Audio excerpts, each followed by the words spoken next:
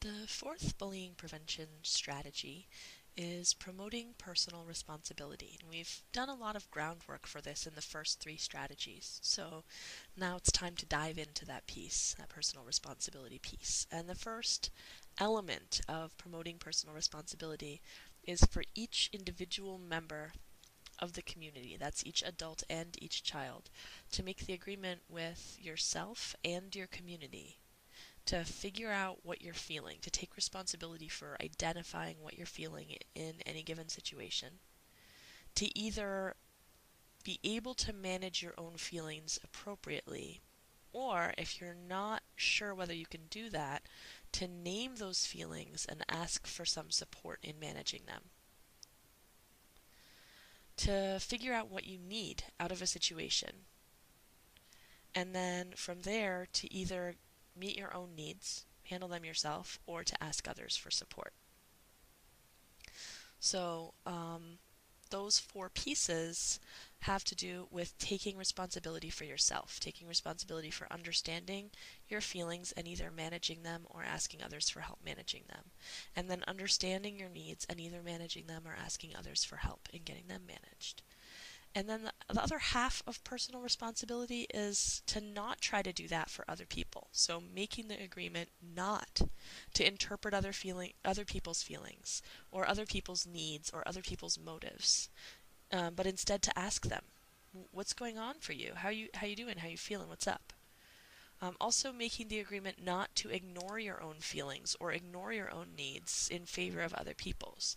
To take responsibility for your feelings and needs and to trust other people to do that.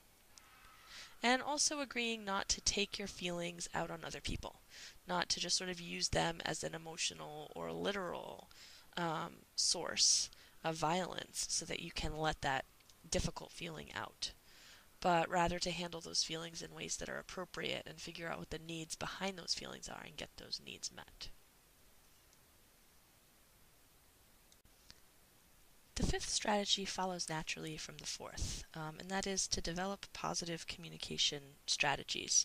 So, when we ask people to take responsibility for themselves and their feelings and their needs and to understand what they're feeling and figure out what they need, that kind of comes with the expectation that if they need support around something, they'll figure out a way to ask for that support, and that they'll also provide support and feedback to others in ways that are helpful. And that's what this positive communication strategies piece is all about. So the first half of that is about generally trying to stay away from negativity and to focus more on positivity. So the best practices suggest that giving 4 times as much praise or positive feedback as corrective or directive feedback. So corrective feedback is where you redirect someone to say, instead of doing this, I need you to do that. And directive feedback is where you give an instruction, I need you to do this. So 4 times as much positive feedback or praise as correction and direction. And also to praise both qualities of self, like you are intelligent or funny or creative or kind or unique in some special way, identifying those elements of who a person is and praising those elements of who that person is. And also praising actions, deeds, and accomplishments. The reason this is important is because our sense of self-worth is a combination of our belief that innately we are inherently admirable, likable, and good people. Excuse me.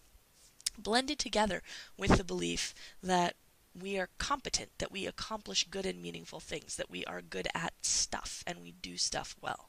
And people need to hear both kinds of compliments regularly in order to feel good about themselves.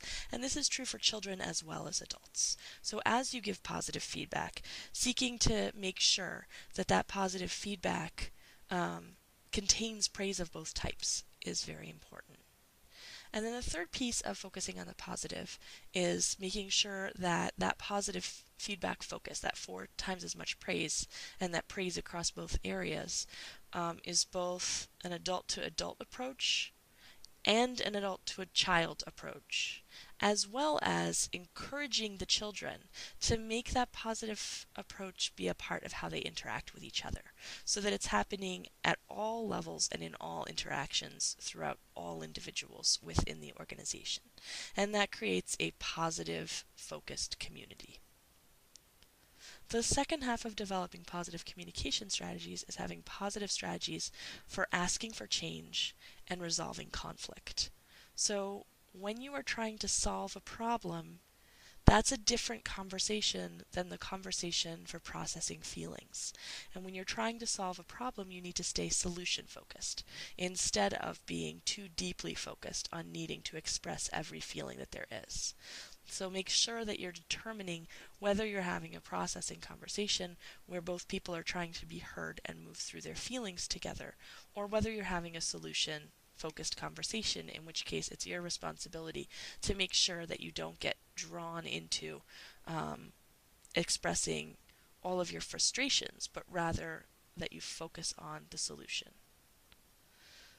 In addition, a core element of having positive approaches to asking for change and resolving conflict is not to take other people's feelings personally. And this is especially true of the kids. Because sometimes kids will try to make you take their feelings personally. They'll shout stuff at you like you're stupid, or I hate your lessons, or you're so mean to me. And it's hard not to take that personally because it's directed as a personal attack. But remember that the feelings that are leading into that attack are information. And latch onto that information, identify what the information is that's being conveyed, like you don't feel empowered or confident, or you're feeling bored, and ask a question. Have I got that right? Are you feeling bored? Are you feeling unempowered? Are you feeling ignored? What's going on for you? What do you need?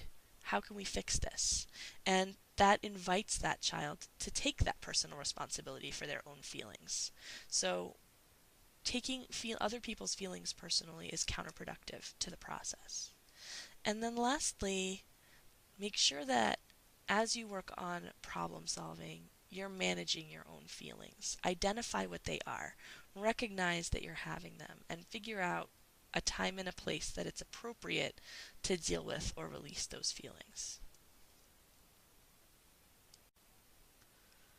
So all of the first 5 strategies, all of those first 5 pieces are there in order to create an environment where it feels safe to do strategy number 6, which is speak up and speak out. If you have an authentic community where people are taking responsibility, both kids and adults, for their own feelings, where you've agreed to work on nonviolence, where people are understanding that feelings are information and making better choices about how to see that information and how to communicate about it and how to be positive in general, and where there's mutual respect in the interactions that are taking place, it feels a lot safer to tell someone that you don't like what's happening or that bullying is happening than it does in an environment where you could then be the next target. So if you've done the first 5 strategies or are working on those first 5 strategies and are getting some success with them, then it makes it a lot easier to ask kids to do this 6th strategy, which is the speak up, speak out strategy. Do not be a silent witness to bullying. It's easy for kids who find themselves in socially unsafe or scary or upsetting situations with peers to feel like at least they didn't join in. And we need to teach them that that's not enough. There are some things that they can do as a part of speaking up and speaking out. First is to say what you don't like about what's happening. Say specifically, I don't like that Sammy is being made to feel ashamed of his body. I don't like that Eleanor is being teased because she's a girl. Or whatever it is that's going on, say what you don't like. It's also good to say it's not funny, or to say that's not nice, or to say it's not creative or clever, so that people understand that they're not having a positive effect. They're just taking someone else's personal power away. As a part of the speak up, speak out process, encourage kids to find their empathy for everyone involved, including not only the person being picked on or victimized, but also the bully. be able to understand that that person is also coming from a place of hurt and vulnerability in making the decision to say those unkind things, and try to be empathetic to that as well. A really good positive strategy as a part of Speak Up and Speak Out is to say strong positive things about yourself and strong positive things about other people as a way of contravening that negativity or that teasing. And generally to avoid mocking or sarcasm, especially if you're in an environment where bullying is or has been an issue. Some children cannot differentiate between friendly sarcasm and unfriendly sarcasm, and sarcasm is one of the most common tools that is used as an interaction in bullying. So if you're having bullying interactions in your program, a really good thing for the adults in the program to do is to just stop using sarcasm as an approach to humor or bonding altogether until that bullying has been more resolved. And make sure that eventually, if you do use any sarcasm, that it's very clear to everyone that it's friendly and not intended to make anyone feel small. Another element of Speak Up, Speak Out is to walk away from the bully and invite the person who's being bullied to come along. And this is something that any kid or kids can always do. If you're on a playground or in a hallway or in a classroom and someone is getting teased, to say, I don't like this, I'm leaving, and I think you should come with me, Sammy, is a great way to just sort of end the whole thing in a low drama kind of a way. If things start to feel scary, kids should also be told that it's always okay to get a teacher. And if issues are arising commonly, or if there are times or situations where things are more likely to arise, or if there's something that someone is doing that doesn't feel good to other people and they may not even know about it, ask for a community meeting or a group conversation and use positive conflict resolution tools to bring it up or to discuss it with the group. Ideally, again, this would be focused more on naming specific changes that you would like to see. When we're playing on the playground, it would be great if instead of saying boo, people could compliment each other on what they're doing well, because some of us feel insecure when we get booed. So being as specific and as positively focused as possible, trying to avoid pointing out individual people's behaviors since that can cause defensiveness, but rather focusing on what kinds of phrases or behaviors or interactions are not feeling good to people and what kinds of replacements everyone would like to see is a much more constructive approach.